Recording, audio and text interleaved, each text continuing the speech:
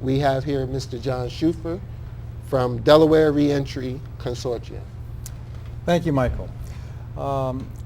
It's interesting the emphasis that's being put on reentry, on Yes. prisons, et cetera, at this time. Right. There's a sense of change in this country. Okay. And the change is not having President Obama. I mean, that's a symbol of the change that's actually occurring within the country and within the culture. Right. Stop right there for a second. Let me hold that thought. Change. Here's the thing, John, and then I'm going to get out of your way. Transition without transformation does not equal change. You know what that equals? A swap. Mm-hmm. That would be moving the ball from your right hand to your left. You know? Exactly. Go ahead. There has to be transformation. Thank you. That has to come. Thank you. And there is a transformation. We've seen it in the political arena. We are beginning to see it in corrections in the community in Delaware. Right. One of the things that Governor Markell is talking about is changing the way we do business in the state. Okay. In his talk last Monday, in his press conference, Mm-hmm. he spoke about the government not working together. And that's absolutely true. I've been on committees where the government departments are not connected and working on a common theme. Right. Specifically, he has asked the 5 department heads of the Department of Correction, Health and Social Services, Department of Education, Department of Labor, and the State Housing Authority. The 5 key departments that deal with services to people coming out of prison, and therefore recidivism and reentry issues. And he's given them 90 days to come up with a plan to cooperate, because they have not been cooperating before. They haven't all been at the table before. What's interesting, though, is that that's not enough. Okay. They have to start providing new programs. Those coming out of prison are specialized population. And just as in schools, we have specialized programs for the special populations within school. We need to have that as well. And it's not just that the Department of Labor needs to provide coordinated service. They need to begin providing new service. If they're expecting returners to go to them for employment, that's not going to happen. Right. They have to come to the prison. They have to bring the Department of Vocational Rehabilitation into the prison. They need to create new programs. Okay. Their track record for hiring and getting jobs for people coming out of prison is not good. Not good. I've talked to one program, countywide program, that said the Department of Labor has only provided 2 jobs Oh. for returners. So the Department of Labor is trying, but it needs to be creative in coming up with new programs. Right.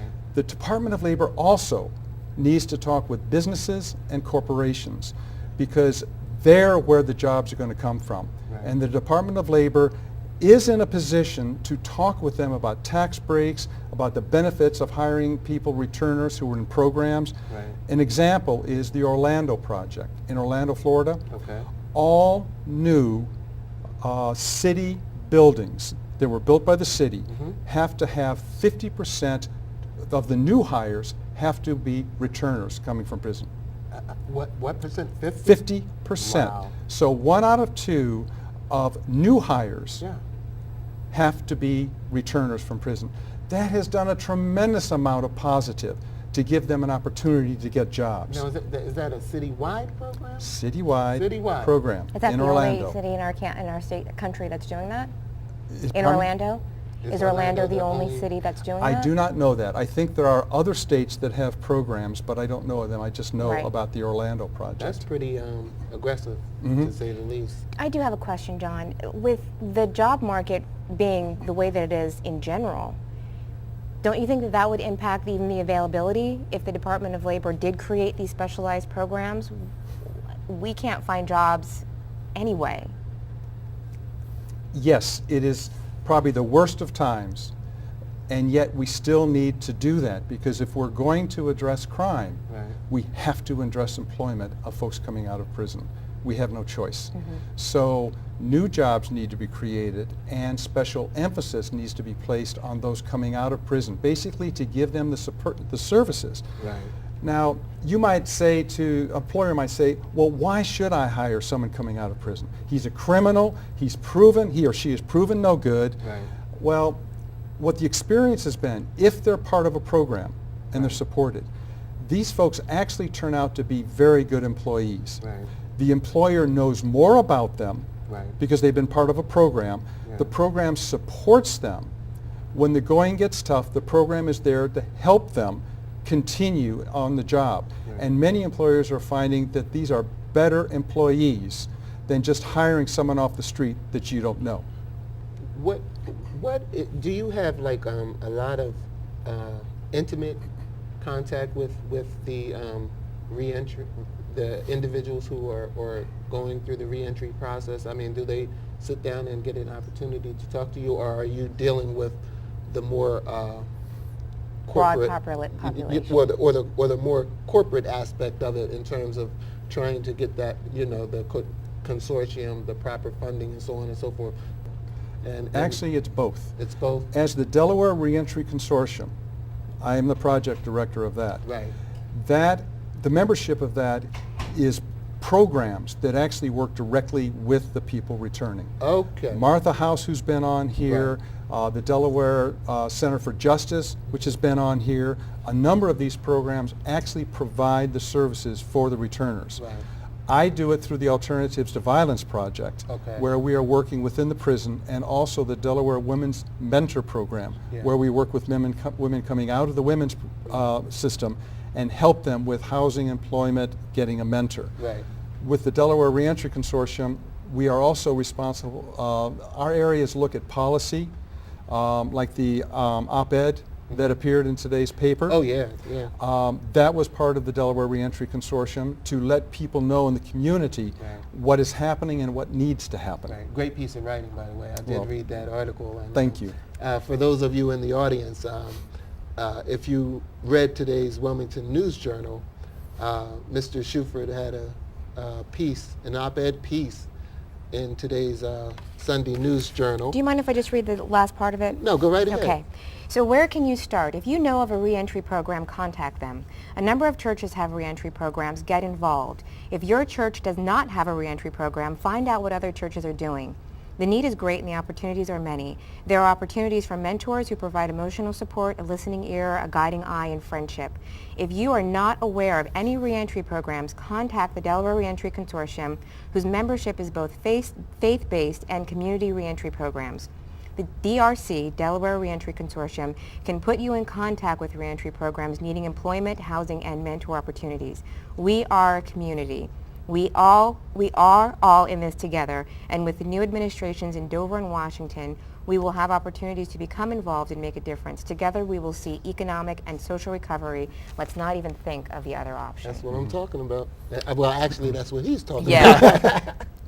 I think what people need to realize, and I'd like to address this to the viewers out there, if we depend on the government to solve this problem, it's not going to happen, period. The government has an important part to play, no question about it.